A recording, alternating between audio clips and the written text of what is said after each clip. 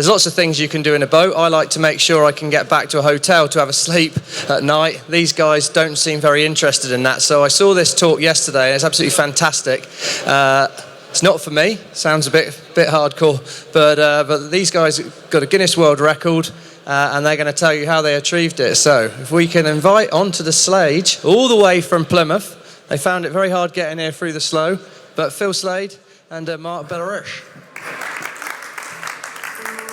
Thank you. Good morning. My name's Phil Slade. And I'm Mark Belamarich. And we are Team Bosun Challenge. We're here to talk to you today about our adventures in a Bosun dinghy. How did they all start? Well, Phil said to me, Mark, I've got a brilliant idea. And when Phil says that to me, I go, no. I stand by that. It was a brilliant idea. But what was that idea? Bosun Challenge 300. The idea was to sail a naval icon from naval port to naval port. So Plymouth to Portsmouth, naval icon being the Bosun dinghy.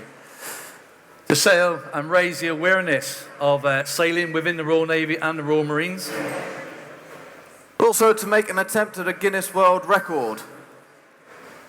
Raise funds and awareness for the Royal Marines Royal Naval charity, which supports servicemen that are serving and their families, and when they retire later in life as well. And of course, personal development. See how far we could push ourselves. We did. The dinghy itself, Bosun 16, only called Bosun 16 because it was the 16th boat in our fleet, nothing more. Standard 14-foot open-top dinghy, and this one was built by Bossun's Boatyard in 2000. For the first 15 years of its life, it taught Royal Marines and Royal Navy how to sail. She's had quite a hard life, bless her.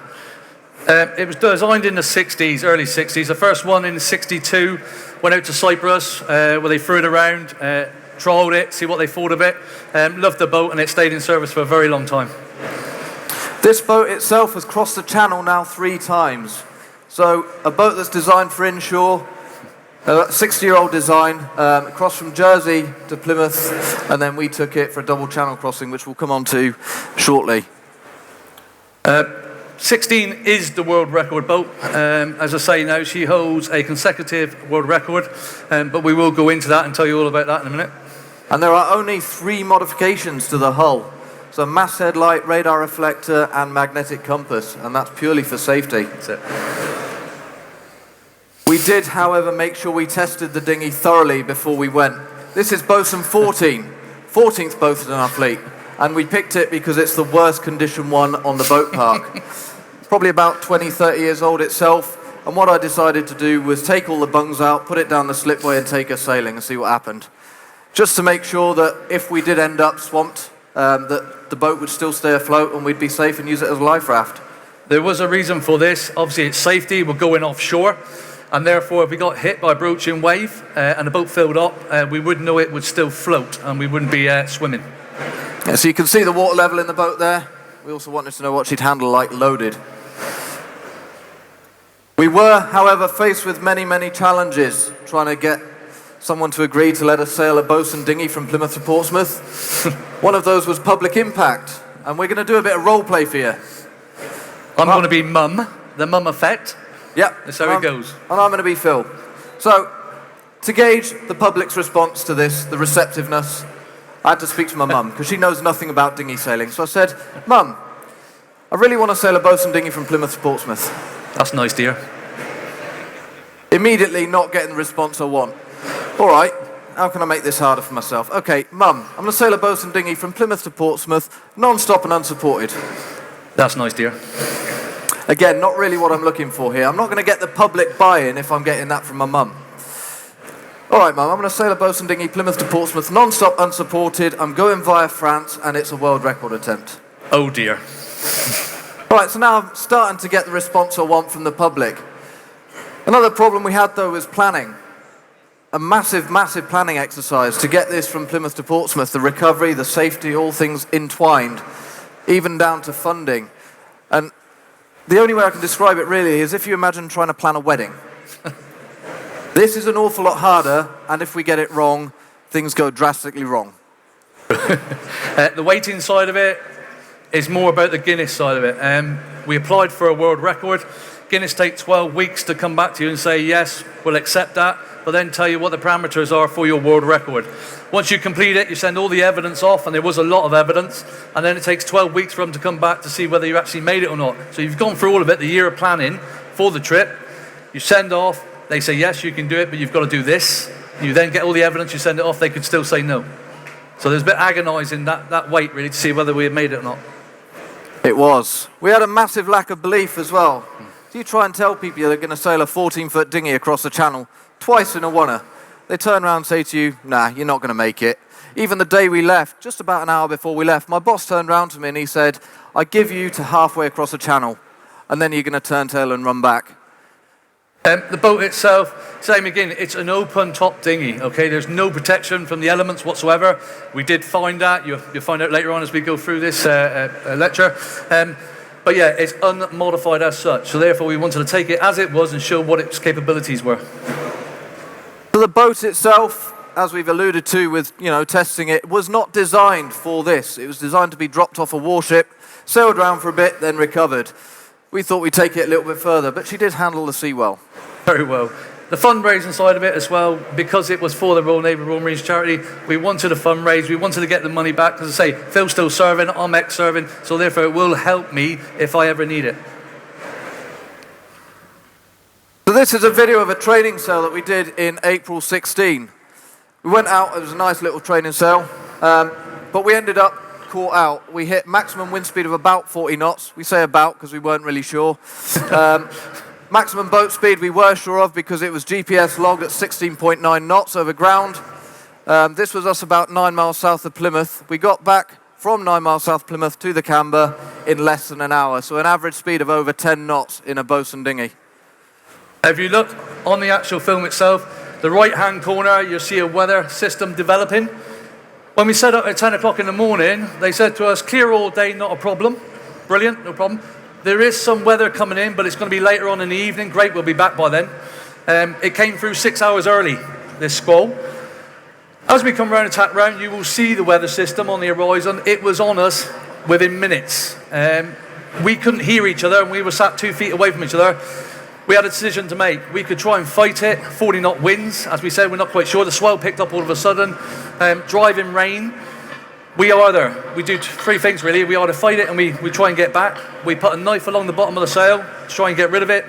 Or what we did do, we went head to wind and just sat there and wait for it to go through, and then we carried on after that.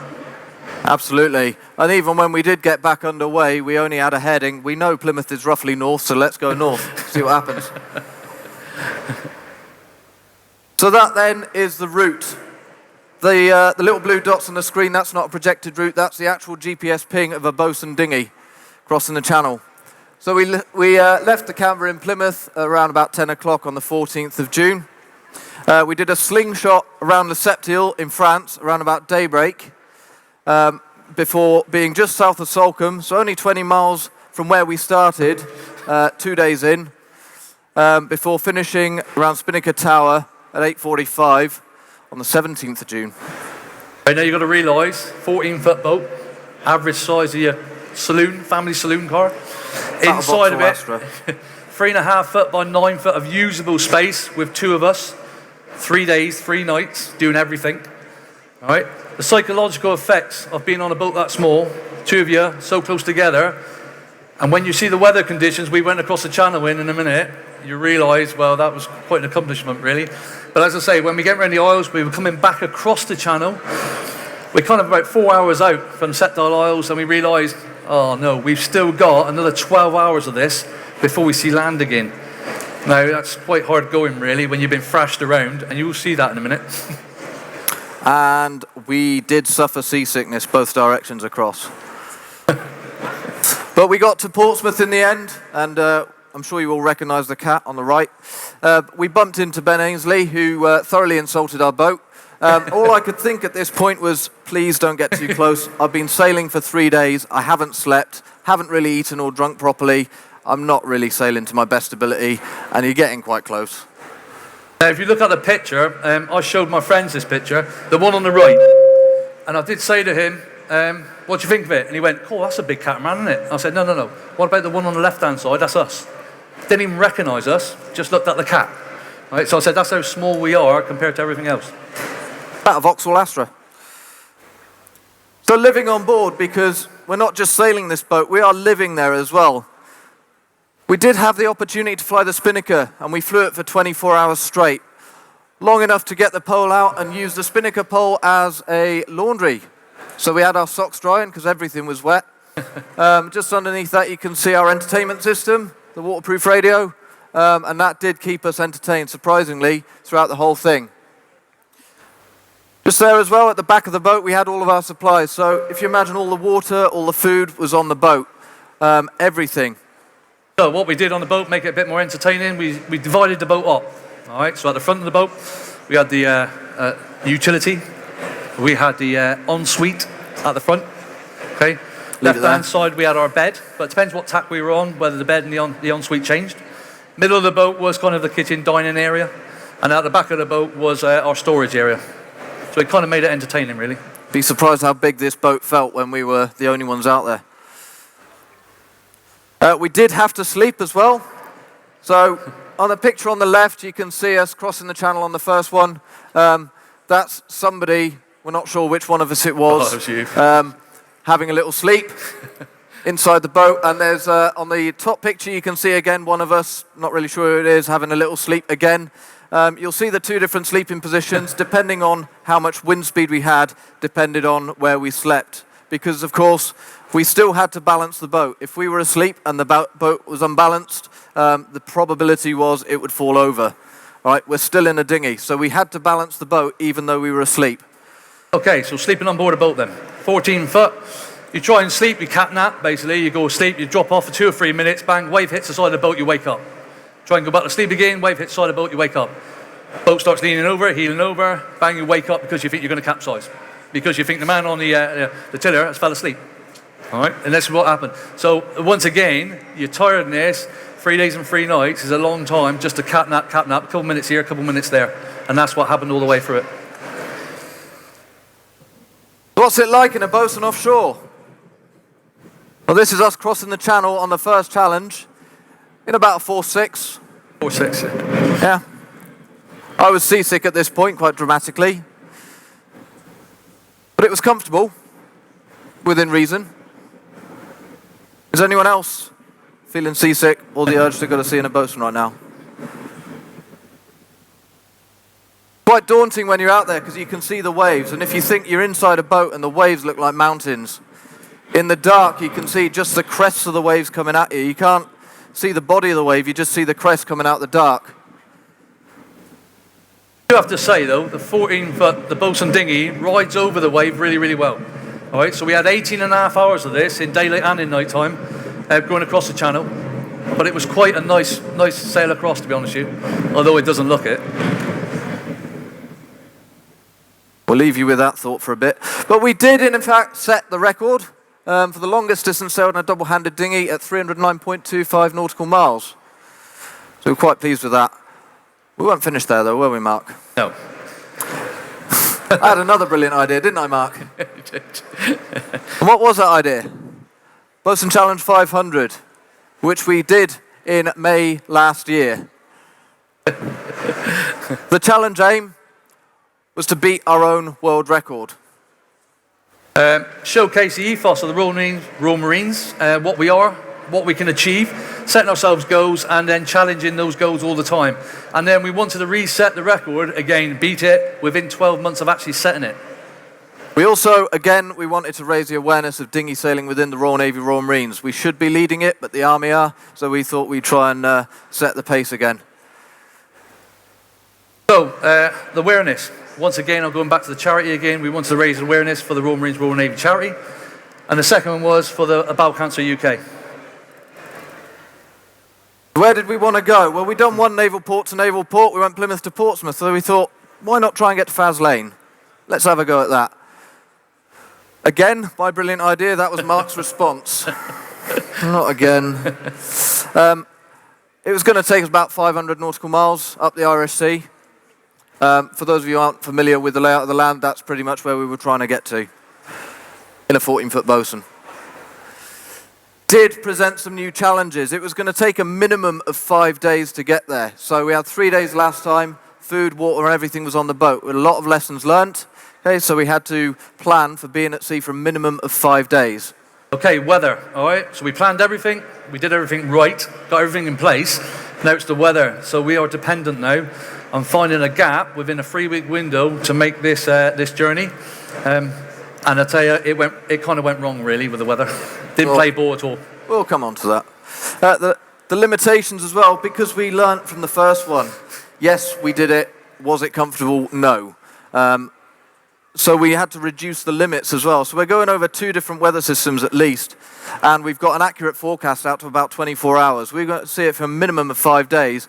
So honestly, at the start of the challenge, we didn't know what we were going to see at the end. And we also had quite tight time constraints as well. Yeah, so we had to set a time in because we had to have an open time and then a closed time when the challenge would finish. Because we had a safety boat with us, time off work as well was another thing. Yeah. So we had to do all that, and plus the Guinness World Records with the strengths on them as well.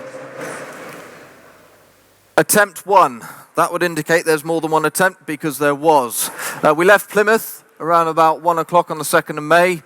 And we got to the Lizard Point around about daybreak on the 3rd of May. So we were moving quite quickly at this point.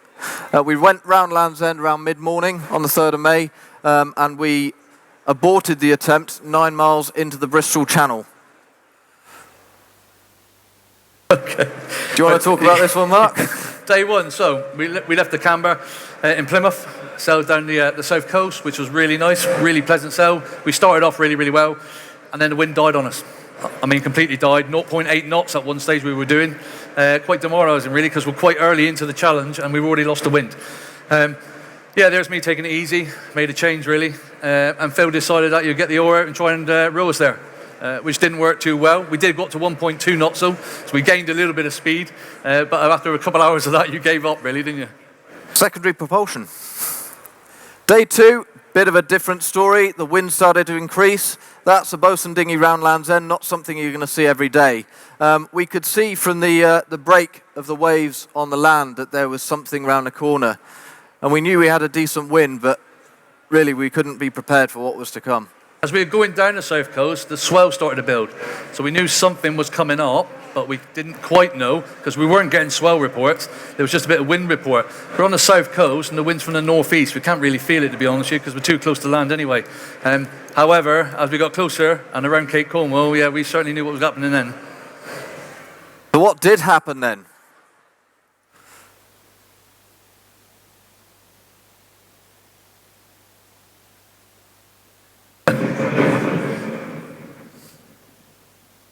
That's what the Bristol Channel looks like with a cross swell. So we had about 15-foot swell from the southwest and about 6 foot from the east. Wind was gusting up to about 25 knots. The problem was every time we went to the crest of a wave, we got the full force of the gust. Every time we dipped down into a trough, we lost the wind. So I looked at the surf report, because I'm a surfer, a couple of days before we went. You could see a low pressure out there, I thought nothing of it really. And then the swell report on the beaches that day was hitting 14-foot size waves. The swell we estimated to be about 15 foot, but it was a pure Atlantic ground swell. So you can see it miles off. The problem is, as I say, we had a 25-knot northeasterly wind and a 6-foot easterly swell coming at us as well. So we thought the actual wind was shifting. It wasn't. It was a swell knocking the boat all the time. So all we did was we were running up and down the line at a really slow rate. It looks like we're going quite fast, but we're not. And we stayed 9 miles offshore, and it took us 5 hours to get 9 miles. Yeah, so with 100 miles to go and with storm force winds coming in less than 30 hours, we really had to make a decision at this point.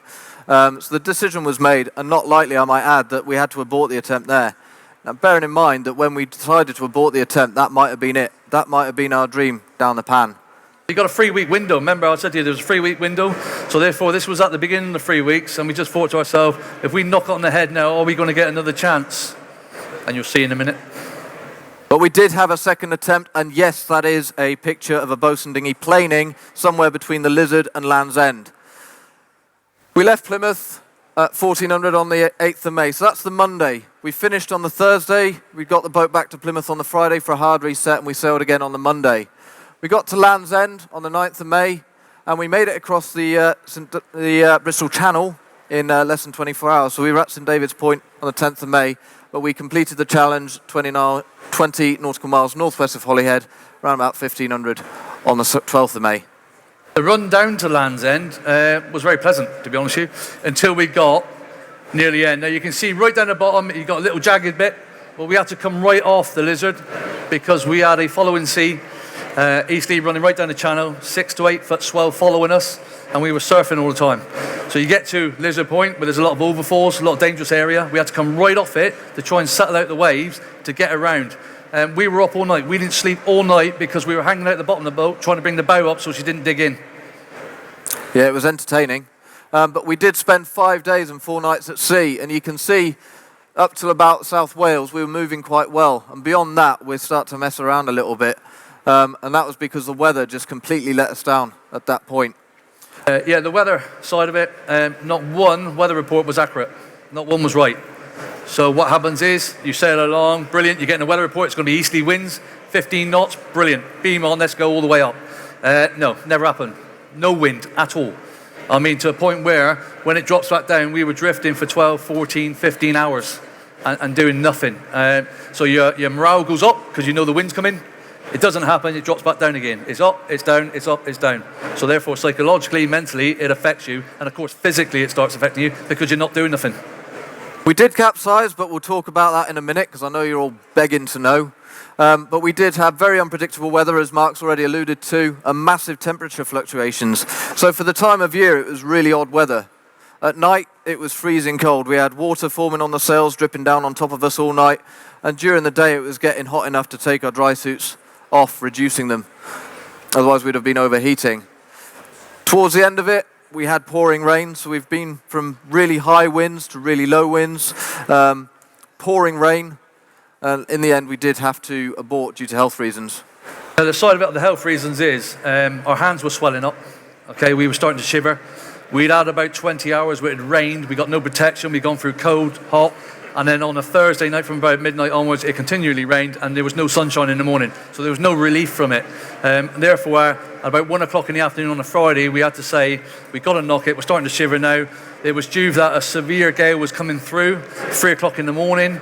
Are we going to survive it? No, we're not, to be honest with you. We were just drifting. Let's knock it on the head. Very emotional time. At that time, we knew we'd done a distance to beat our record. However, we didn't know whether Guinness would allow it or not because it was on a Latin long and not at a point as in a harbour.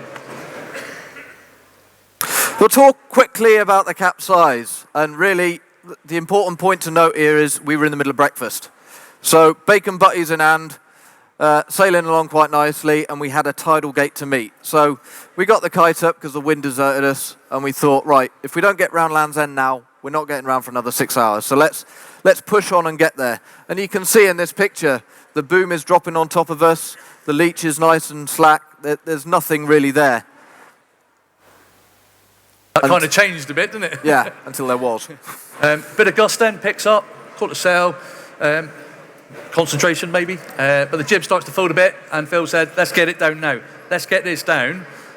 As that shows it picking up, but it did actually drop again, not long after this. So we said, we'll get it down. We won't bother breakfast, we'll just get the kite down. And yeah, it kind of went a bit pear-shaped after that, didn't it? Well, we did try. There's Mark trying to get the kite down. Bearing in mind, we were in the middle of breakfast, so there's nothing secured at this point. Because we were setting up for the day, we had our breakfast in our hand, and it just came out of nowhere. This was a few seconds. And that's the last picture the yacht got of us just before we took a morning swim. It was quite nice to stretch our legs, wasn't it? Yeah? But interestingly, the boat went over, we got the kite recovered, and the boat was back upright and sailing in less than a minute. So all the training that we'd done came into force, and recovering a dinghy in any kind of swell is difficult. Less than a minute was really good. The yacht itself. So anyway, they're following us, bang, we go over. They shout man overboard, all the crew get out of bed. Time they get to the upper deck, we're up and sailing again. And you can hear them moaning on the boat, what have you got me on? It was only the fact that all the bits that floated off, that they picked up on the way through, that they realised that we actually did go over. And they wouldn't just line to get them out of bed. Yeah, so they still got their man overboard exercises with all the bits that we dropped, and they had to get cooking some bacon sandwiches again, didn't they? So a bit of contrast here. That's us drifting around. I got quite bored at this point and decided to tie my GoPro to a bit of string and drop it over the side, just for something to do. that shows we've gone from really high winds that capsize us to us just drifting around, and this was for 3 days. We were just drifting round. We did have a lot of marine life. I've got to be honest with you, dolphins, porpoises, there was a lot of them, to the point of where they were coming up to the boat and you could actually touch them. It was that amazing. That was the highlights. You know, there was lots of lows, believe me. But these were the highlights. The sunsets, the sunrises were beautiful as well. And things you don't see at night, like the stars, the amount of stars that's out there, that was amazing as well. So those were the high points. We did have some help. Halfway across the Bristol Channel, don't know how he got to us, don't know where he went afterwards, but he came across, landed on the boat, bimbled round, checked out our stores, checked out the compass, had a little bimble up and down the tiller. Happy? Yeah, he was with us for probably about an hour, wasn't he? And then he decided to fly off. It was a long way from home, 60 miles. I mean, he had a long way to fly. You know, I was quite concerned about him, really. Could have stayed on board, but no, he just went off on his own. Small things that entertain you when you're... But we did achieve the result that we wanted. So we finished the challenge, as I said, 20 nautical miles northwest of Holyhead, which gave us a total distance of 331.5 nautical miles. Right, 2 days extra, and we only did 22 miles, 0.25. I'll put the 25 on the end. All right, extra in 2 days. That just shows the weather, how it was up, down, the drifting. Okay, 2 days doing 22 miles in a boat. Yeah, that's a bit demoralising, I can tell you. But we did break the world record that we set last year, not by as much as we wanted, but we did. So those are our tracks. In red, you can see our failed attempt, and then in blue, the success, and where we finished the challenge at the top. And it was quite nice for Sir Robin Knox-Johnson to take the time to give us those kind words. We were really, it was really depressing, to be honest with you, that we had finished where we finished, because it was just, we could have made Scotland in 4 days. As we started off, if the wind had kept where it was meant to be, we would have made it in 4 days. And of course, that would have been the glory of getting to the end result and saying, yes, we got from port to port. As I say, it's not a disappointment now. We look back and think, yeah, it was the right decision. Because as I say, in that morning, that storm did come through. And we were in the harbour looking out, going, yes, I'm glad I'm looking out, not trying to look in. Just a little bit about the charities then. The Royal Navy Royal Marines charity, I'm not going to read all that out to you. The important thing to note there is 72 pence in every pound is spent on charitable activities, and they will support naval personnel and their families for life. So myself as service, and my family, and Mark as ex-service. Bowel cancer side of it, very dear to me. I had bowel cancer at 26. And therefore, living on a boat for 5 days, you can imagine, is quite arduous. For both of us. For both of us, yeah. All my family, I've lost all my family. My dad died of it, my grand, my great-grand, go back generations. My sister at the same time as me, and my daughter at 14 now has been diagnosed. She will get it time she's 26. So therefore, this charity is very, very close to me. But I just wanted to highlight the fact that even though you've got a disease, you've had it, you've got over it, you can still achieve great things. And that's what this was for. Quite an important one that we want to sort of put across was the safety aspects that we took into account. We've been through testing the boat. We tested the boat within an inch of its life. Didn't manage to break it, but we tried. But we also, based on our professional experience, we knew how dangerous the environment is that we're going into. And what we didn't want to do was people to see what we're doing. Go onto eBay, buy themselves a boat, launch it, and try to sail it to America with 2 litres of water and a A to Z of Southampton. Because honestly, don't do it, guys. We took with us a Category 0 ocean-going yacht, so Halberg Rassi 39, okay, fully crewed as a safety yacht. PLBs, not just one for the boat, one in each other in our pockets. If we get separated, we can set them off, we can be rescued. All right, so it was important that each one of us was carrying our own safety equipment as well as providing the boat with it as well. Manual line thrower. Oh, sorry? Location beacon. Yeah, EBIR basically. For manual line thrower, we've all practiced man overboard drills, and we're very well practiced on man overboard drills, but you chuck a swell into that and a bit of wind, and the reasons we're likely to fall over the side, very difficult to pick up a man. So a manual line thrower just to pass to him so that he's got contact with the boat. The life jackets then, 275 offshore life jackets, but they had to be in manual mode for obvious reasons. Capsizing, automatic, it would go off. That would be our one shot, and therefore it proved difficulty then if we did need them later on. As well, upside down underneath entrapment in the boat as well. We didn't want them to go off. But, however, during the training exercises, we do set the jackets off. We capsize the boat. Could we rewrite it with the inflatable jacket gone straight off? And yes, you can do it. And also with an automatic life jacket, with the amount of spray that comes into the boat, the likelihood of just pottering along, eating your bacon sarnie, and then all of a sudden your life jacket goes off and you're stuck. Likes his bacon, by the way. I do, yeah. The dry suits. Yeah, I'll do go on. dry suits. I will tell you now, it's quite convenient, really. The dry suits on the end, the red one and the yellow one. 2016, we used the red one. 2017, we used the yellow one. Brilliant. Very, very good thing. I'd say kept us warm, right? Kept us very dry. And I say through the Capsize, it proved that. And because of where the zip is, it made it easy to do other things as well. We will leave that one there.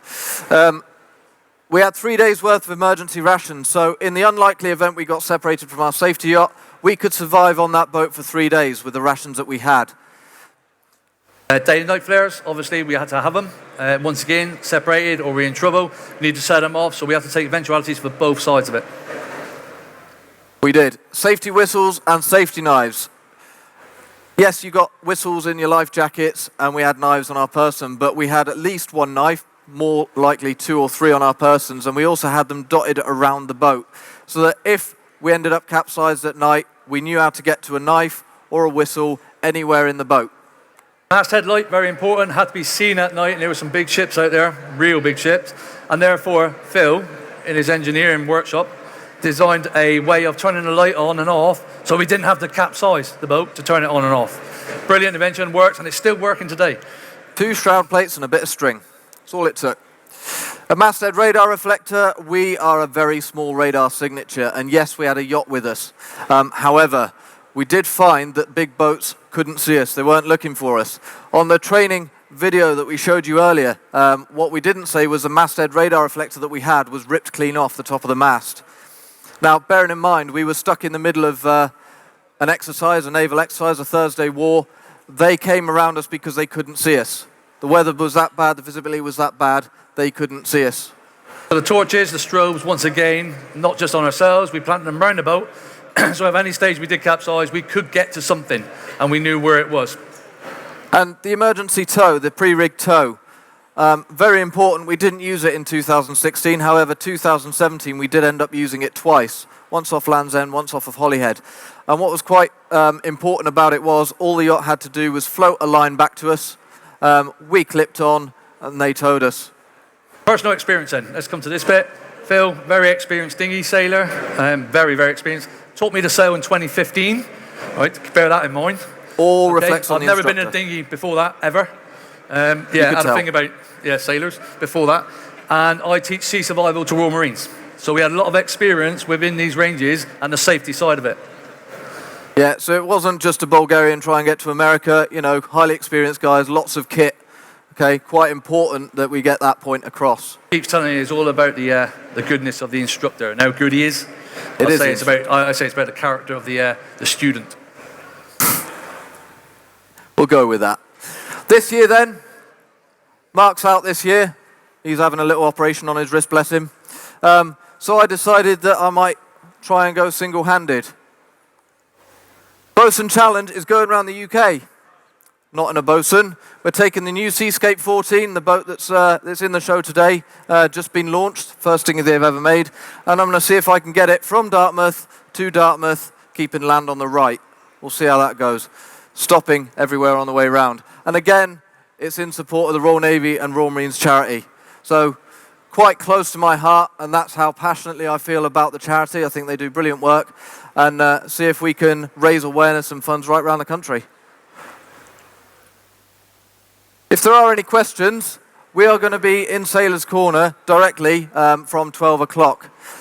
We have got a Facebook page at Bosun Challenge 500, okay, and all the things that are happening this year will be going onto there. So please feel free to go on Facebook, like our page, and tell your friends. And if you're around the coastline and you can see me going around, please feel free to come down and say hello where I land. Yes. Thank you very much. Thank you. Thank you. You're sleeping. It made you run. Well, I thought you normally finished it differently yesterday, I think. But anyway, I hope we can all agree that was quite an incredible story. Still not for me, I'm afraid. But if you do make it as far as Exmouth, then I'm sure we'll find you somewhere to kip on your way back to Brilliant. Dartmouth next year. Thank you very much.